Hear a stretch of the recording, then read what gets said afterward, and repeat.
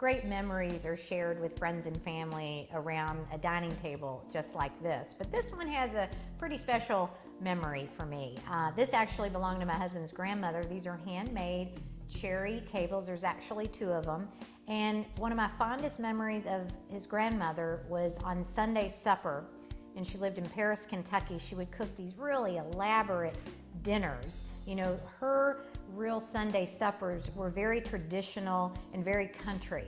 But tonight, we're gonna have more of a contemporary and modern feel, and we're gonna show you how to change a real traditional table into something you won't believe. And we're really gonna focus on shapes and sizes and textures and patterns, because I'm gonna show you how really simple it is to do a sit-down dinner for 8 people effortlessly. I wanted to create a little bit of drama. So I've got a black undercloth on the 2 tables that I showed you earlier, and then found a bit of a bohemian table topper that you can use. And it does not have to be the perfect size. In fact, I didn't even iron this cloth because there's so much that's gonna sit on top of it. The reason why it's important to choose the colors of your tabletop is because it's truly gonna lead you to what your place setting is going to be. And just like a great decorator comes into a house and chooses paint colors and fabric samples, this is how you can create a small vignette to make sure that all of your dishes and plates and platters really have harmony together. We had some fun actually. We got some snake skin placemats. A square shape for that contemporary edge will be our dinner plate. We have silver napkin rings with an elk that's kind of unexpected. And then of course I am confident that these were probably not supposed to be salad bowls, but I found these in a really good deal, and they're very oddly shaped, and I thought that would be fun for my guests. And we will of course do a pop of red for a Gerber daisy, just to again add a little elegance, and a pearl shaped circular charger plate that will go underneath. Cream colors again, wine glasses, silver tipped, and bringing back a pattern of a bit of an animal theme, the zebra glass. Now, for a gift for all my guests, because we're having rosemary chicken this evening, we're doing rosemary plants in red pots, again, to pick up the color of the Gerber daisy. So it's really quite simple when you do a smaller version of a tabletop, because it won't overwhelm you when you're setting your table of 8. Remember Grandma's cherry wood traditional dining table? Well, I think we've turned it into something a little bit different, but will still be shared with family and friends. All we've done is take those layers and patterns and put them on each place setting for a level of interest. We incorporated a bit more red into the centerpieces like Gerber daisies, and of course our hostess gifts to give to each of our guests of the rosemary. And I will say, during a dinner party, especially a sit-down dinner, you want to be careful of the flowers that you do choose, because very, very fragrant and pungent flowers will actually overshadow the actual aroma of your dinner. So we did a complementary aroma, which is of course rosemary, because we're having the rosemary chicken this evening. As far as our cocktails tonight, we have cherry Manhattans and dirty martinis. But for those of you who like what I call the filthy martini, what we did was something kind of fun. We took frozen olive juice in ice cubes with the olive itself, and for those of my guests who'd like the filthy martini, they can just pour our regular martini in there and let it soak into a filthy martini. So quite some fun. And remember our python placemats? We also had a matching tray. So we elevated all of the glassware and of course the pitchers and put it on the python tray. And then we also took some very fresh mandarin oranges, blue cheese, and endive, incredibly simple ingredients, and made a very elegant hors d'oeuvre to match. A little bit of sun-dried tomatoes with dried green beans to dip in, and very flavorful as well as colorful. Directly behind here, which is really fun, we did stackable Manhattan glasses.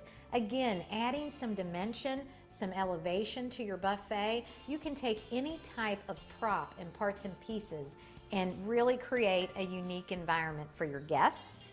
And for some additional garnish for your guests, if they want to add to their cocktails, we have some cherries and we have some sliced oranges. But what makes this very interesting is that we have it almost in a little treasure chest, just a very different type of presentation for any type of garnish. If you don't have lots of party ice buckets or wine buckets, you can create your own. How we did it was we took a regular ice bucket, and then of course in the center of the ice bucket inserted a bottle, an empty bottle, and then actually froze it until it was completely finished, and then taking it out, we just simply removed the ice bucket. If you like, you can also add wax paper underneath the actual bottle so it can slip out a little easier for you. This is just distilled water, and we found that distilled water is more clear and it makes a better shape for the ice bucket. And then we just clipped some magnolia leaves right off the tree and incorporated it into the ice bucket. You can use cranberries, you can use apple slices, whatever the case might be and whatever the season might be, you can add it for your actual wine bottle. And of course, since we know that ice melts, we created a shallow dish underneath to catch the water as it goes down. And one of my personal favorites are pancetta crisps with goat cheese and a slice of pear with a little sprinkle of thyme. You can prepare it ahead, and we're going to show you how to do that. So all we've done is crisp some slices of pancetta, actually in the microwave if you can believe it, and then we softened some goat cheese. You can use a scoop just like this because goat cheese can become very sticky, or you can kind of create your own pastry bag by just putting that goat cheese inside a Ziploc and then putting it right on top. And we've taken some fresh cut pear. I like Bosc pears because they really get nice and soft. It gives a whole different perspective on the fruit and the texture. You got that crunch and that soft texture of the pear working together, and also makes a very nice display. And finally, just some fresh thyme. I take the top of the stem and just work the absolute opposite direction, and it cleans that stem off right away. And then of course just dabble a little bit on top, just to get a bite of the thyme. You don't want to overpower it. First, a little bit about asparagus. You know, asparagus is probably one of the easier side dishes that you can probably make, but there's a trick to making it really green and crispy. And first of all, after I rinse all of my asparagus, I actually keep it in the rubber bands from the actual store, simply because it holds it all together while I slice off some of the dead ends of the actual asparagus. And then I just move it right over to some boiling hot water, and you only keep it in there for close to 2 minutes.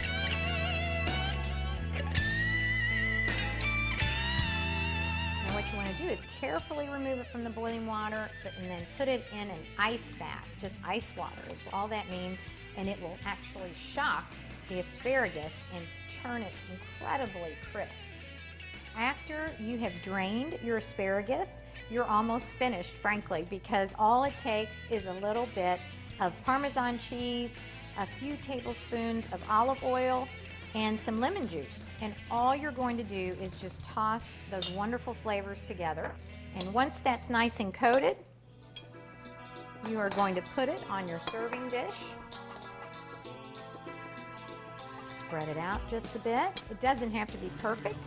So we're going to top it with some red roasted peppers, the center of that asparagus, just to ladle on some bright color of that pepper and the flavors of the Parmesan and the roasted red pepper.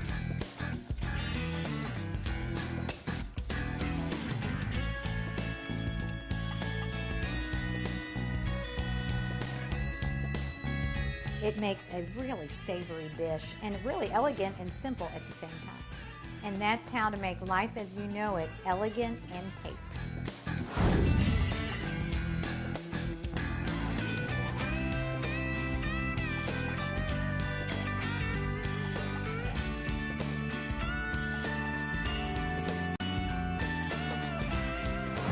Another wonderful side dish that I love to have, especially during the summer, because you can make this cold or you can heat it up for the winter if you like, is a cold fingerling potato salad. And this will go on the side of our chicken. What I've done is just sliced Yukon Gold or fingerling potatoes. You boil them, put some seasoned salt on them, bake them in the oven for about 10 minutes, and when they come out, you have a platter of potatoes and you leave them just like this. Then the next step is just to take a few tablespoons of olive oil, bit of red wine vinegar and some coarse mustard. And you're going to simply whisk that together.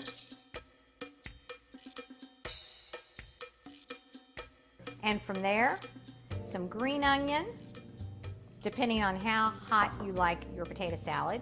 I have some fresh Italian parsley and some tarragon and some chopped egg. Just a couple quick stirs. You can see how quickly this starts to marry. Beautiful color. It's fragrant with that mustard and tarragon, and especially that Italian parsley. And then all we're going to do is transfer to the top of our potatoes. You don't even mix it. Part of the beauty of this dish is that your guests can put as much or as little of the topping that they like.